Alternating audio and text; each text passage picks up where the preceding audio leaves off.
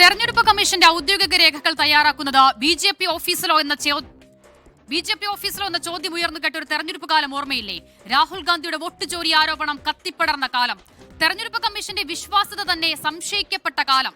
പിന്നാലെ വരുന്ന കേരളത്തിലെ ഒരു തെരഞ്ഞെടുപ്പ് കാലത്ത് തെരഞ്ഞെടുപ്പ് കമ്മീഷന്റെ കത്തിൽ പ്രത്യക്ഷപ്പെടുന്ന ബി ജെ പി സീൽ. സാങ്കേതിക പിഴവെന്ന കമ്മീഷന്റെ വിശദീകരണം, ബി ജെ പി തെരഞ്ഞെടുപ്പ് കമ്മീഷൻ ഡീലിന്റെ തെളിവെന്ന് പൊട്ടിത്തെറിക്കുന്ന കോൺഗ്രസ് നേതാക്കൾ.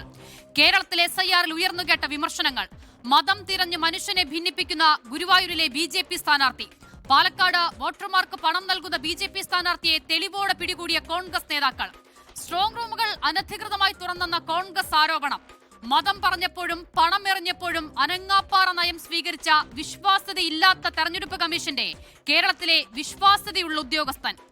അധികാരമേറ്റ 5-ാം നാൾ മുഖ്യമന്ത്രി വി ഡി സതീശന്റെ സെക്രട്ടറിയാകുന്ന രത്തൻ യു ഖേൽക്കറിന്റെ നിയമനം ബംഗാളിലെ മനോജ് കുമാർ അഗർവാളുമായി താരതമ്യം ചെയ്യരുത് എന്ന് പറയുന്നവർ, രാഹുൽ ഗാന്ധിയുടെ പോരാട്ടം തെരഞ്ഞെടുപ്പ് കമ്മീഷൻ എന്ന സംവിധാനത്തിന്റെ വിശ്വാസ്യതയ്ക്കെതിരെയാണോ അതോ അതിലെ ചില ഉദ്യോഗസ്ഥർക്കെതിരെ മാത്രമാണോ എന്നതുകൂടി വ്യക്തമാക്കണം. കേരളത്തിന് പുറത്ത് കൊള്ളാത്ത കേന്ദ്ര ഏജൻസികൾ കേരളത്തിൽ മികച്ചതായിരുന്നതുപോലെ കോൺഗ്രസിന് കേരളത്തിലും കേരളത്തിന് പുറത്തും തെരഞ്ഞെടുപ്പ് കമ്മീഷനോടും രണ്ട് നിലപാടാണോ എന്നും വ്യക്തമാക്കണം. ഭരണഘടനാ സ്ഥാപനങ്ങളെ അധികാരത്തിന്റെ ഹുങ്കുപയോഗിച്ച് വരുതിയിലാക്കുന്ന ബി ജെ പി നയങ്ങൾക്കെതിരെ കോൺഗ്രസ് ഉയർത്തുന്ന പ്രതിരോധത്തെ പോലും സംശയത്തിലാക്കുന്ന നടപടിക്ക് മുഖ്യമന്ത്രിയുടെ പൂക്കിച്ചിരി പോരാതെ വരും മറുപടി.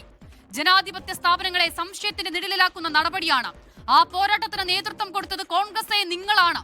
പോയ കാലത്തിലെ പോരാട്ടങ്ങളെ സൗകര്യപൂർവ്വം മറക്കുന്ന നിലപാടില്ലായ്മയുടെ പേരോ വടശ്ശേരി ദാമോദര മേനോൻ സതീശൻ.